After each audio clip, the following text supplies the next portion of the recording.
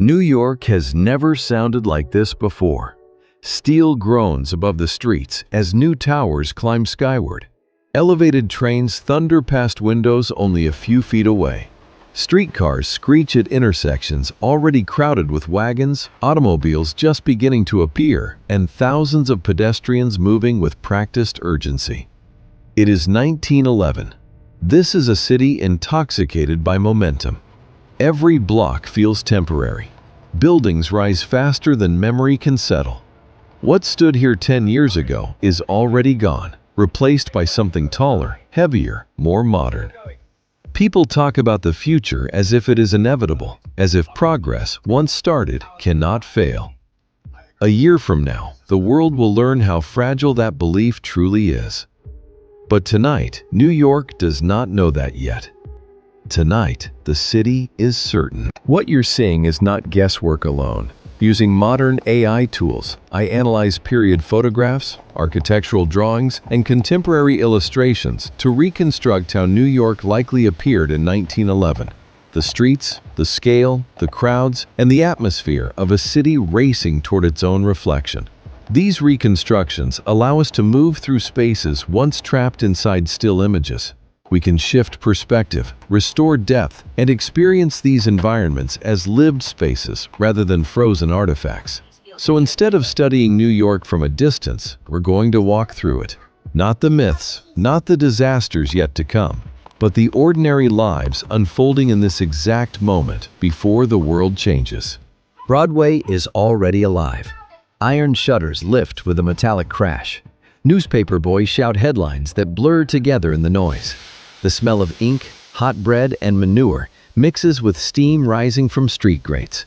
Office clerks hurry past in dark wool suits, hats pulled low, collars stiff against their necks. Their shoes are polished but worn thin at the toe. Men who walk miles every day. Above them, electric signs buzz softly, advertising theaters, cigars, tailors, and miracle tonics promising strength and longevity. Buildings rise close together, sunlight slicing down in narrow blades. Many of these structures are barely 20 years old, yet already feel obsolete. In New York, age is measured in usefulness, not time. No one stops to admire the skyline. They are too busy surviving beneath it. You hear the train before you see it. A low vibration builds into a roar as steel wheels slam against elevated rails overhead. Shadows sweep across the street as carriages pass, briefly plunging storefronts into darkness. Inside the cars, passengers cling to leather straps, soot settling on coats and hats.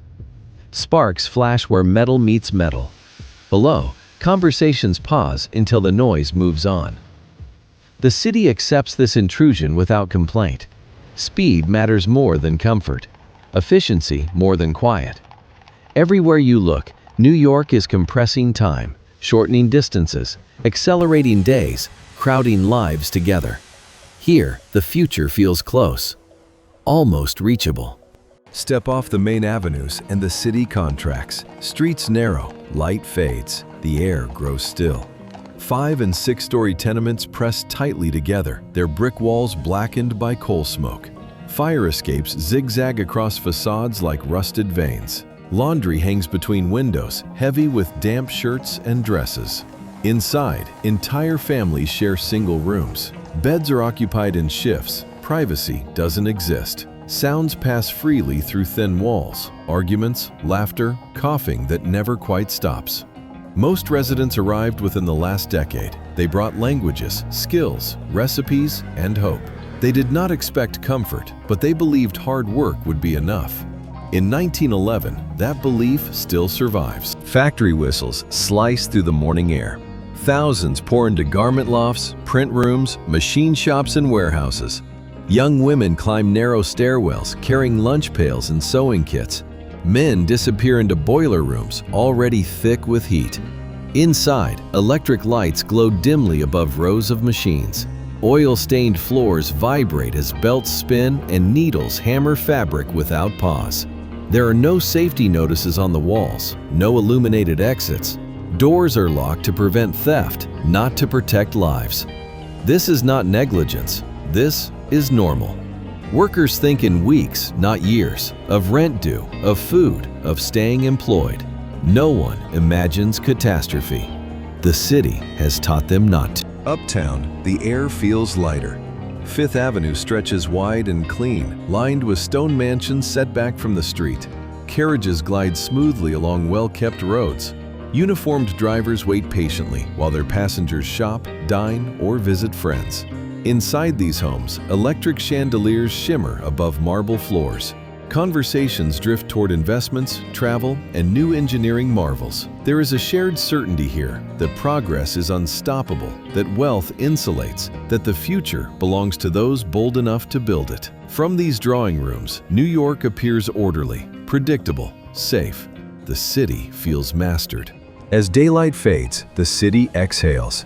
Electric lights flicker on across Manhattan, one block at a time. Theater marquees glow. Restaurant windows fog with heat and voices. Music spills from open doors, mixing with the rumble of traffic and the constant hum of machinery still running somewhere above. Couples walk slowly now, arms brushing. Clerks loosen their collars. Street vendors pack up carts heavy with unsold goods. Above them, office windows remain lit. Work does not end when the sun sets. It simply shifts upward into higher floors in the longer hours. New York does not rest, it only changes tempo. Tonight feels ordinary, safe, predictable. That feeling will not last. The flames spread with terrifying speed. Fabric ignites instantly. Oil-soaked floors burn like fuel. Fire climbs upward, racing along walls stacked with unfinished garments. Smoke fills the room in seconds. Workers rush toward doors that do not open. Stairwells choke with bodies. Fire escapes bend and tear away under impossible weight. Outside, crowds gather as figures begin to fall from the upper floors. This is supposed to be a modern city, a city of steel and engineering, a city that believed it had moved beyond this kind of danger. In less than 20 minutes, 146 people are dead. Most are young. Most are women. Many arrived in New York believing this city would protect them. The fire is extinguished quickly. The shock is not. Bodies are identified by shoes, by jewelry, by fragments of clothing. Newspapers print photographs that demand attention, faces frozen in life, now impossible to ignore. Funeral processions stretch for blocks. Thousands walk silently through rain-soaked streets, carrying signs demanding change. For a moment, the city pauses. Investigations begin. Laws are proposed. Inspections promised. New standards discussed in rooms far removed from factory floors. But beneath the reform lies something deeper. The realization that progress, left unchecked, carries consequences. Still, New York does not stop. The city's not stop, because stopping has never been an option. Down at the waterfront, the city's confidence remains intact. Massive liners sit ready to depart, their hulls gleaming, their funnels towering over the docks. Crew members move with precision as cargo is loaded. Passengers stroll decks in tailored coats and long dresses, gazing confidently toward the open sea. These ships are marvels, symbols of the same faith New York places in steel, scale, and technology. They are advertised as safe, as unstoppable, as proof that engineering has conquered nature itself. Standing here in 1911, it is easy to believe. The ocean feels mastered. The future feels designed. Nothing suggests failure.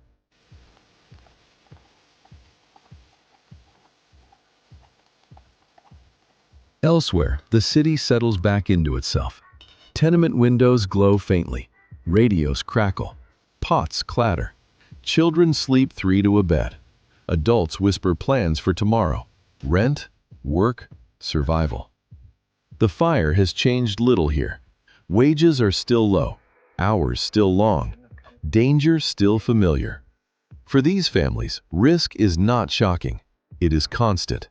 It lives in machines, in locked doors, in exhaustion that never fully fades. What is remarkable is not that tragedy occurred. It is how quickly the city learned to live beside it. This was New York in 1911, before certainty learned doubt, before confidence met consequence, before progress revealed its cost. A city built by ordinary people, immigrants, workers, clerks, dreamers, living their lives inside systems far larger than themselves. They trusted buildings, they trusted machines, they trusted the future. History does not announce when it is about to turn, it simply does. If there's another city, another moment in time, or another forgotten street you'd like to walk through, let me know in the comments. I'd love to keep building this journey into the past with you. Thanks for watching. We'll see you in the past.